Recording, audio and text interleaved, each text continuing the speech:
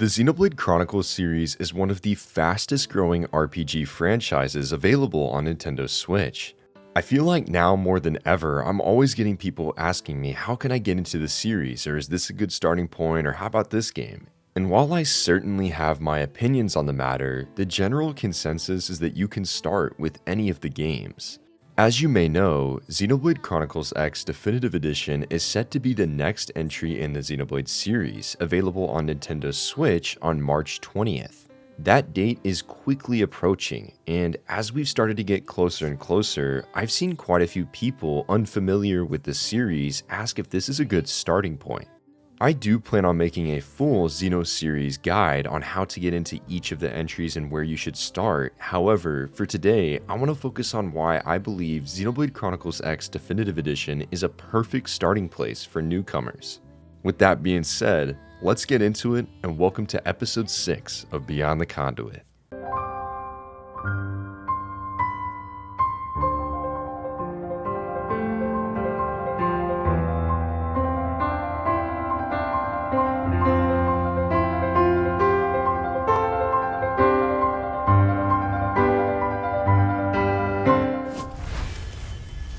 So, I want to start out before diving into X specifically to kind of overview the series for those who don't really have any idea about it. Now, I definitely could give you a 2-hour history lesson, and I promise that video will come at some point, but for today, I kind of just want to overview the series in, digestible terms. So, Xenoblade Chronicles is a JRPG series developed by Monolith Soft and published by Nintendo. It's been around for over a decade at this point, with the first game, Xenoblade Chronicles, releasing on June 10th, 2010. What's so incredible about this series is that it was never planned to come to the West. It was actually a fan campaign that drove forward interest, and Nintendo eventually published it in 2012. Since that initially released, we've gotten multiple remasters and enhancements of the Xenoblade Chronicles on 3DS and Nintendo Switch. We've gotten Xenoblade Chronicles X with a remaster now coming for Switch. We had Xenoblade Chronicles 2, Xenoblade Chronicles 3, and a bunch of DLC campaigns that were also bundled into separate games. You've also got major collaborations with some of Nintendo's biggest game series like Super Smash Bros., with both Pyra and Mythra and Shulk appearing in Super Smash Bros. Ultimate.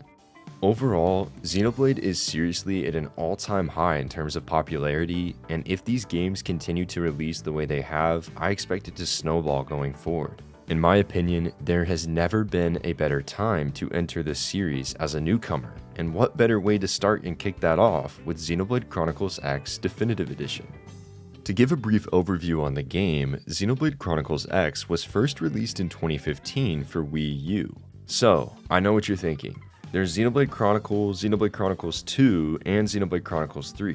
How did we get X? Normally, this is something you might be left to speculate on. However, this was actually answered in an interview with former Nintendo president Satoru Iwata. In the Iwata Asks Xenoblade Chronicles X series, the following was said about the naming of the title. This is sort of off topic, but we put a lot of meaning into the X in the game's title. The X, as you know, is a symbol for an unknown factor, as in the X used in mathematics. Right, we also named the title overseas Xenoblade Chronicles X, and the X symbolized alien life of the unknown and exploring an unknown planet. In the Japanese version, we refer to the X as cross, as in a place that can serve as a crossroad where people can come across one another unexpectedly. The game has an online aspect, so there will be a lot of player interactions as if they're meeting each other at an intersection or a crossroads. A lot of intelligent life from other planets will also appear, and interacting with them can be a lot of fun as well. For example, they won't come to your town unless you find a way to come across and interact with them. So if you don't take any action, you won't be able to interact with aliens. Exactly. So you can say this is a game where the experience will change depending on the player's actions, and by the sense of the game being a crossroads, the Skells and humans can fight together. I feel that the X in the title really represents a lot of different aspects of the game. So really, to summarize, X basically just means the unknown, and that's why it was put in as the title. The team used this instead of a standard 2 as a sequel, as it's much different from that original game, and that's something I really want to focus on here for new players. Xenoblade X actually allows you to create your own character, and you can use this as you explore this massive world and uncover the secrets that lie on the planet Mira. For more detailed overviews on what exactly Xenoblade Chronicles X is, I highly recommend checking out my previous videos, but I want to focus on the Definitive Edition as this is the version coming to Switch. This new version is including new story content, retooled gameplay systems, and more, and it looks beautiful with new remastered visuals. If you've never played a Xenoblade game before, Xenoblade X is definitely different from the rest of the games. The other games follow a specific story route, having the narrative be the focus and not allowing you to customize your character.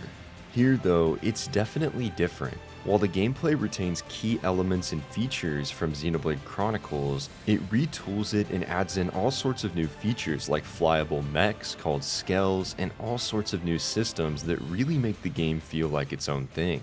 For many, this could be daunting, as I'd argue that some of the gameplay systems inside the game are deeper than those found in the other Xenoblade games. However, I still think this is a great place to start. It's also worth mentioning that this Definitive Edition is adding all sorts of new gameplay tutorials and assists for players, so you shouldn't struggle as much as if you were starting this on Wii U. In my opinion, one of the major problems with starting with, let's say, Xenoblade Chronicles 2 or Xenoblade Chronicles 3 is while the story can be enjoyed and experienced as its own thing, there are certainly ties that require you to play the prior entries to fully appreciate and understand it. However, that's not a thing with Xenoblade Chronicles X. The story is self-contained, which will allow you to experience everything in one sitting, and you don't have to worry about playing a game before it. I think this is key for new players, as I remember when Xenoblade Chronicles 3 first came out, there were a lot of people confused if they could play that game first or if they needed to start elsewhere. X throws that out the window and everyone can start here no question. Now, I do think you have to have an understanding that this game is different than the rest of the games, but it still retains that core identity of what makes Xenoblade Xenoblade. Not having to experience any other games makes this the lowest barrier to entry of the entire series by far, not counting the first Xenoblade game, Xenoblade Chronicles. Beyond the story, there's also the world. Xenoblade Chronicles X has a massive open world, and if you were a fan of Breath of the Wild or Tears of the Kingdom, this is the perfect game to play. It's funny because, in my opinion, and really overall, those games would never have existed if it weren't for Xenoblade Chronicles X and the teams behind them. That formula of building an open world where you can go and see anything was instrumental in creating the Zelda games, and Monolith Soft was the one assisting with development to push that philosophy forward. Trust me, as I've had plenty of experiences like this myself, it's really hard and almost daunting to jump into a major JRPG series a lot of the time. But I promise you, if you've never played Xenoblade, Xenoblade Chronicles X is a great place to start. I think there's definitely a better starting point for Xenoblade with being the first game. However, I think a lot of fans who have heard the series name in recent years and haven't had the chance to experience it yet shouldn't stress themselves about trying to fit that one in before X, because in reality, it doesn't really matter. That's the real beauty of Xenoblade Chronicles X. You don't need to know any prior stories and it's self-contained. Plus, with the new story, that's giving something for all players to experience together. Overall though, I think you will have a wonderful time starting with Xenoblade Chronicles X, and I wouldn't have any doubt in your mind about enjoying the series or taking it one way or another. This is a great place to start, and I've already recommended tons of people to start with this game who haven't had the chance to get into Xenoblade yet. Now, as for where you're supposed to go after playing Xenoblade Chronicles X, I'll have a video on that very soon. But overall, I hope this helped to clear the air on some things with Xenoblade Chronicles X, exactly what it is and if you can jump in and start here. I've had plenty of questions about this already, and it's just something I felt that needed to be addressed. And really, to end it off here, I'll be honest, Xenoblade doesn't necessarily have a best playing order. I started the series and got into Xeno with Xenoblade Chronicles 2, and I'd say I turned out alright for the most part. I think really you can start anywhere, but I do think there are better starting places than others, and this is a good starting place, and I hope that new players see that. Thank you for tuning in to this episode of Beyond the Conduit. Are you feeling that this is a great new place to start for the series, or did this video maybe make you consider starting Xenoblade Chronicles X? Let me know in the comments down below. I do want to apologize for the lack of new content that's come from Beyond the Conduit as of late. I have a ton of plans for this series, and balancing running an entire YouTube channel and video game website can be a bit much at times, but I'm working to hopefully get a ton of content out soon. I really do appreciate the patience, and I promise the wait will be worth it.